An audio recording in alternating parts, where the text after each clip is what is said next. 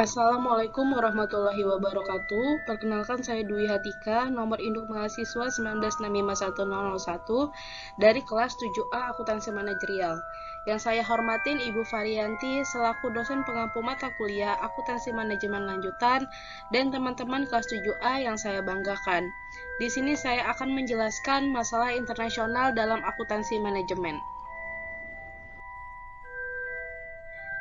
Jadi, perusahaan yang terlibat dalam bisnis internasional dapat membangun kegiatan mereka dalam 3 cara, yakni kegiatan import-ekspor dan membeli perusahaan anak yang dimiliki penuh, dan berpartisipasi dalam joint venture akuntan manajemen juga harus memperhatikan potensi exposure perusahaan mereka terhadap resiko transaksi, resiko ekonomi, resiko translasi.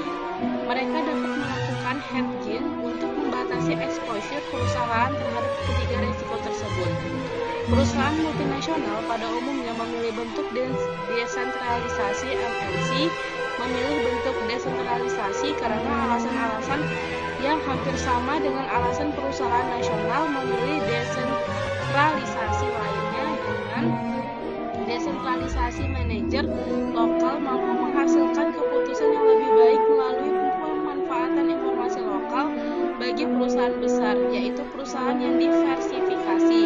Desentralisasi itu perlu karena mustahil seorang manajer pusat memahami seluruh produk dan pasar alasan lainnya untuk melatih dan memotivasi manajer lokal serta memberi kesempatan bagi manajemen puncak untuk lebih memusatkan perhatian kepada masalah-masalah jangka panjang seperti perencanaan strategis daripada memperhatikan masalah operasi perusahaan sehari-hari.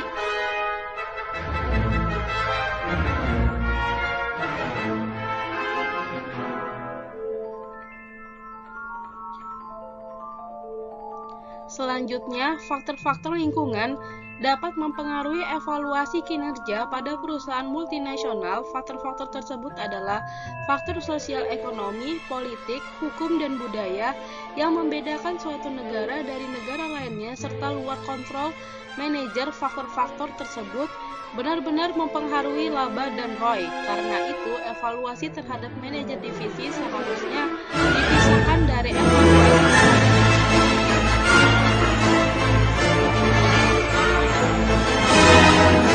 selanjutnya.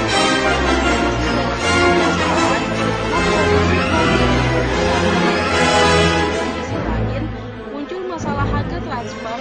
Harga transfer merupakan pendapatan bagi defisit penjual dan biaya bagi defisit pembeli, sama halnya dengan perusahaan yang memberikan hasil dapat menggunakan harga transfer dari evaluasi kinerja MNC dengan perusahaan anak yang membayar pajak tinggi di negara dengan pajak tinggi dan dapat memanfaatkan penerapan harga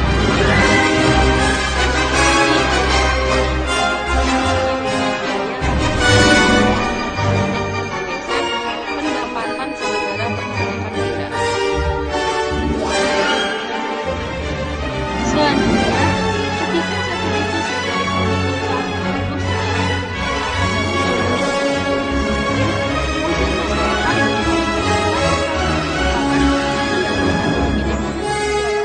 biaya bagi divisi produksi dengan perusahaan domestik MNC dapat menggunakan evaluasi kinerja MNC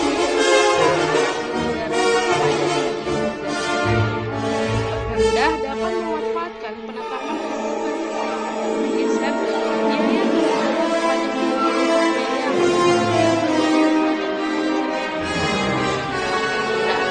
apa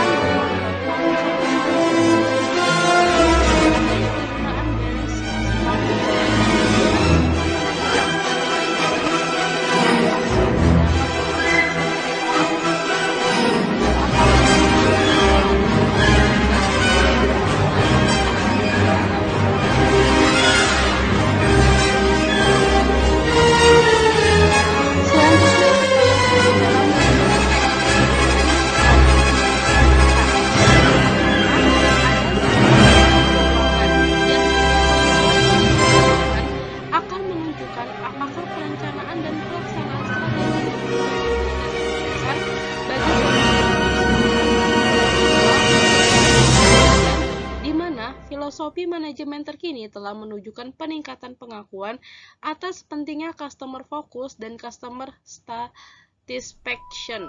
Titik perspektif ini merupakan leading indikator, jadi jika pelanggan tidak puas, mereka akan mencari produsen yang lain sesuai dengan kebutuhan mereka. Selanjutnya ada perspektif proses. Jadi bisnis internal di sini manajemen mengidentifikasi proses internal bisnis yang kritis yang harus diunggulkan oleh perusahaan scorecard. Dapat perspektif ini memungkinkan manajer untuk mengetahui seberapa baik bisnis mereka berjalan dan apakah produk dan atau jasa mereka sesuai dengan spesifikasi pelanggan. Yang terakhir ada perspektif pembelajaran dan pertumbuhan. Proses pembelajaran dan pertumbuhan ini bersumber dari faktor sumber daya manusia.